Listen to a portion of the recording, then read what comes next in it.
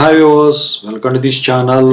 So ఇందులో వచ్చేసరికి ఏపీకి వచ్చేసరికి సంక్రాంతి సెలవులు అయితే డిక్లేర్ చేయడం జరిగింది ప్రభుత్వం. మరి ఇప్పుడు ఏపీ డిప్లొమా వాళ్ళకు ఎవరైతే ఉన్నారో ఎస్బిటెట్ ద్వారా చదువుతున్న వాళ్ళకు జేఎన్టీకే, జేఎన్టీజీవి, మరి వీళ్ళకి పరిస్థితి ఏంటని చెప్పేసి ఇప్పుడు చెప్పబోతున్నాను అనమాట. ఎక్కడ స్కిప్ చేయకుండా వినండి.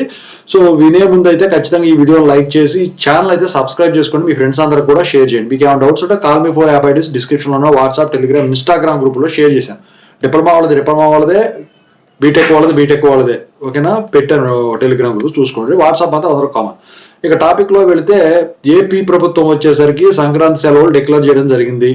యాక్చువల్గా 10వ తారీఖు నుంచి అనుకున్నాం, కానీ 12వ తారీఖు నుంచి 19వ తారీఖు వరకు హాలిడేస్ డిక్లేర్ చేశారనమాట. అయితే మరి ఇప్పుడు జేఎన్టీజీబీ గురించి మాట్లాడబోయే ముందు డిప్లొమా వాళ్ళ పరిస్థితి ఏంటి? డిప్లొమా వాళ్ళకి వచ్చేసరికి ప్రస్తుతానికి ఎగ్జామ్స్ ఏమి లేవు కాబట్టి నాకు తెలిసి వీళ్ళకి 12th నుంచి 19th వరకు ఇచ్చిన అఫీషియల్ అనౌన్స్మెంట్ వచ్చిన తర్వాత సో వీళ్ళు మాత్రం 10th నుంచే తీసేసుకుంటారు నాకు తెలిసి. మళ్ళీ వచ్చేది 1 వీక్ తర్వాత వస్తారు నాకు తెలిసి.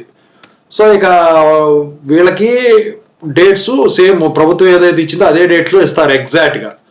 మరి ఇక జేఎన్టీకే, జేఎన్టీజీబీ వచ్చేసరికి నాకు తెలిసి 11th నుంచి ఏ ఎగ్జామ్స్ లేవు కాబట్టి వీళ్ళకి కూడా నాకు తెలిసి 12th నుంచి 19th వరకు ఇస్తారు. కొన్ని కాలేజీలు ఏంటంటే ముందుగానే ఇక హాలిడేస్ అనేవి డిక్లేర్ చేసుకుంటారు.